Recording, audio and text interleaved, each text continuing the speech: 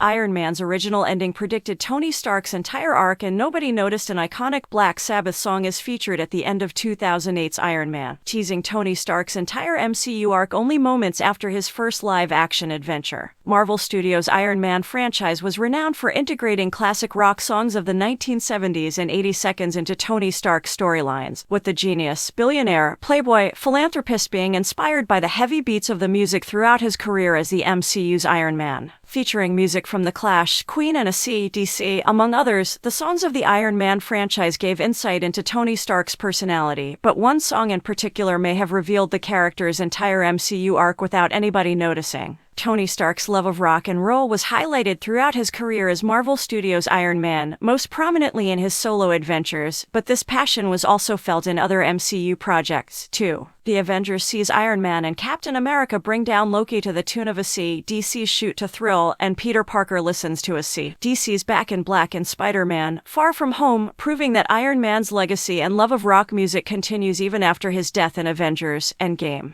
However, one song from the Iron Man franchise's repertoire has a special significance to Tony Stark and may have predicted the superhero's entire MCU future. After officially becoming Iron Man and defeating Obadiah Stane's Ironmonger in 2008's Iron Man, Tony Stark is encouraged to cover up his antics as the MCU's first on-screen superhero. In typical Stark fashion, however, the former weapons manufacturer instead declares to the world that it was him in the armor with his instantly famous line, "I am Iron Man." This moment is emphasized almost immediately as the end credits roll to the tune of Black Sabbath's hit Iron Man, which was released on the English rock band's 1970 album Paranoid. Aside from fitting Tony Stark's rock and roll persona perfectly, Iron Man also carries a deeper meaning for Stark. Black Sabbath bassist Geezer Butler wrote the lyrics to Iron Man in 1970, but claimed that the character in the song had no relation to the Marvel Comics superhero. Tony Stark debuted in Marvel Comics in 1963's Tales of Suspense number 39, but Butler noted that he hadn't heard of the character prior to writing the song. Nevertheless, the Marvel Comics character and the hero-turned-villain in the song share many similarities, with both stories leaning heavily on science fiction elements that were hugely popular at the time. For Iron Man and the MCU, however, Black Sabbath's Iron Man may have predicted his much darker storylines.